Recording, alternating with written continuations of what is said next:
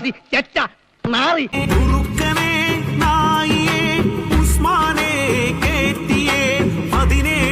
ചരിത്രം മാറ്റാൻ ഒരിക്കലും ആവില്ലല്ലോ. ഒരാൾ ഉപദേശിക്കാൻ പോകുമ്പോ താനാളായോ എന്ന് ആലോചിക്കണം, എന്നിട്ട് ഉപദേശിക്കാൻ പറയണം. പൈസ കൊടുത്തത് ആരപ്പാ? KMCC ആണപ്പാ, മൂരികളാണേ ആണപ്പാ. നന്നായിട്ടുണ്ട്. ഈ രാജു എബ്രഹാം താങ്കൾ ലൈനിലുണ്ടോ? തീർച്ചയായിട്ടും.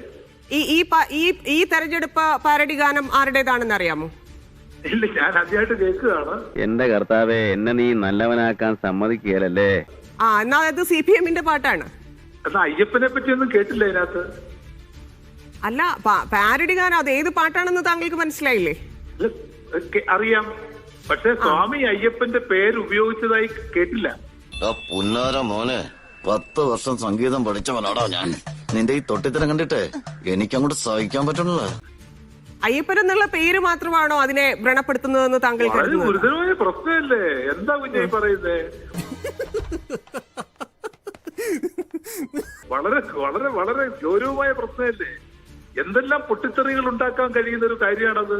അല്ല, അതേ പൊട്ടിത്തെറികൾ ഈ പാരഡി ഗാനത്തിലും ഉണ്ടാകാൻ സാധ്യതയില്ലേ? അതെ, സ്വാമി അയ്യപ്പന്റെ പേര് അവിടെ കേൾക്കുകയോ ആ സ്വാമി അയ്യപ്പനെ അവിടെ ദുരുപയോഗം ചെയ്യുന്നതായിട്ടോ കേട്ടില്ല.